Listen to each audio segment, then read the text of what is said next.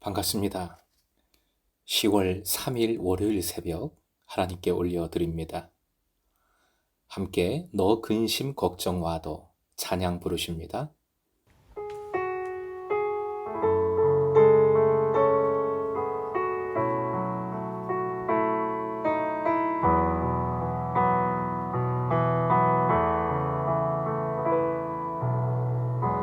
너 근심 걱정 마도 어려운 일 당해도 걱정 말아라. 주 너를 지키리. 위험한 일 당해도 슬픈 일이 와도 걱정 말아라. 주 너를 지키리. 늘 지켜주시리.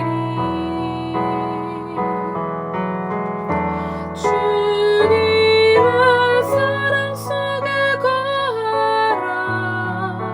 그의 평화 속에 유하라. 그분의 영원 속에 자유하라. 주 지키리. 주님의 사랑 속에 거하라. 그의 평화 속에 유하라. 그분의 영원 속에 자유하라. 주 지키리.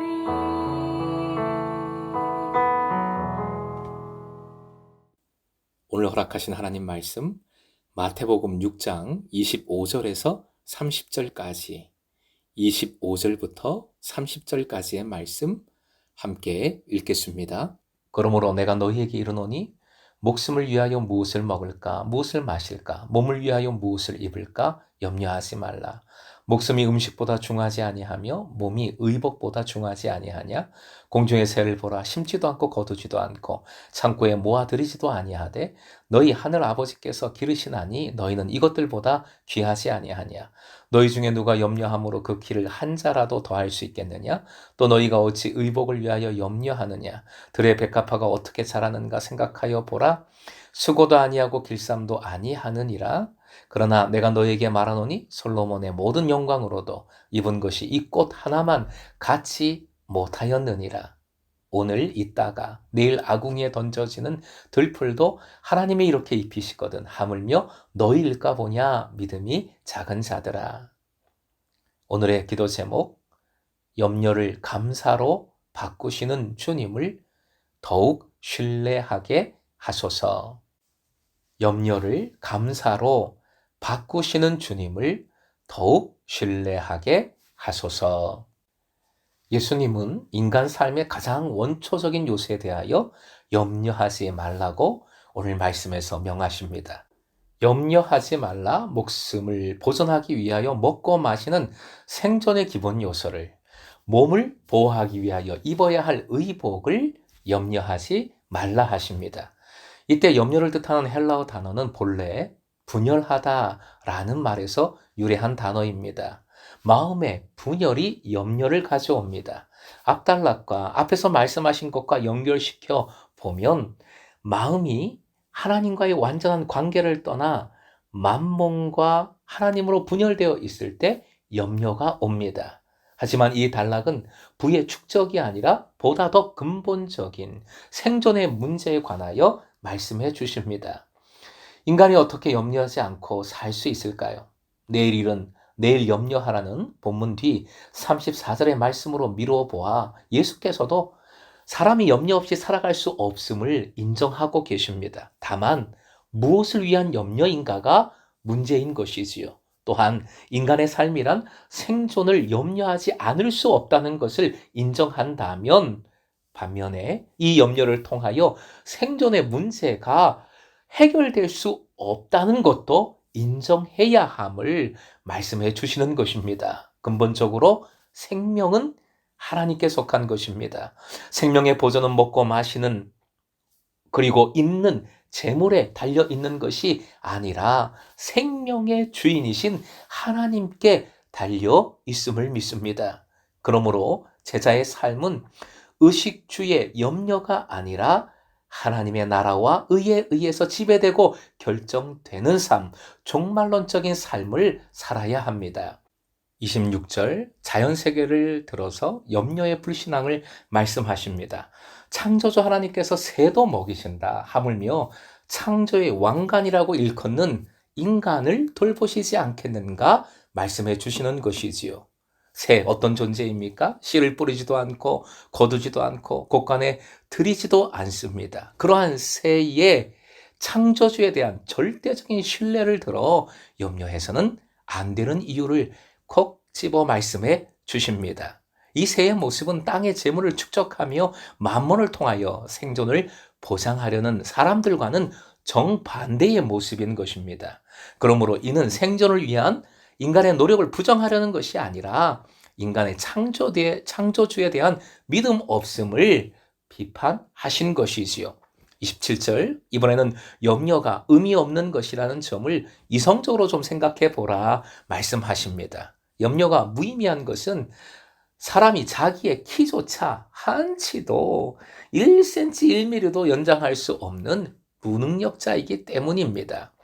먹고 마시는 문제에 이어서 28절부터 30절에서는 몸을 위하여 입는 의복에 대하여 염려하지 말아야 할 이유를 말씀하십니다. 먼저 창조 세계에서 백합화를 비유로 사용하십니다. 백합화의 비유에서는 옷감을 만드는 두 단계의 작업이 전제되어 있습니다. 하나는 남자들이 들판에서 수고하는 것이고 다른 하나는 여성들이 가정에서 길쌈하는 것입니다. 그러므로 수고와 길쌈은 의복을 얻기 위한 남자와 여자 곧 모든 인간의 총체적인 노력을 일컫는 것입니다. 새의 비유에서와 마찬가지로 노력을 하지 말라는 말씀이 아니라 염려를 하지 말라는 것입니다. 솔로몬은 고대 궁동 세계에서 이미 속담처럼 되어버린 화려함의 대명사였습니다. 솔로몬의 영광이 제 아무리 크다고 해도 백합화 한 송이의 아름다움에 비길 수 없다 하십니다. 예수님은 여기서 백합화뿐만 아니라 자연의 아름다움을 보고 계십니다. 하나님의 돌보심 속에서 자연도 이처럼 아름답게 옷을 입었는데 창조의 왕관인 너희 인간은 얼마나 더 아름다운 옷을 입히시겠는가 말씀해 주시는 것이지요. 아니 이미 창조의 왕관으로 창조된 인간 자체가 무엇과도 비길 수 없이 아름답다 말씀해 주시는 것입니다. 이 아름다움을 좀 먹고 추하게 만드는 것은 불필요한 염려입니다. 그러므로 창조주 하나님의 배려와 돌보심에 대한 믿음은 인간을 모든 염려로부터 해방시킵니다. 이러한 염려로부터의 해방된 사람은 백합화보다 더 아름다운 것이지요.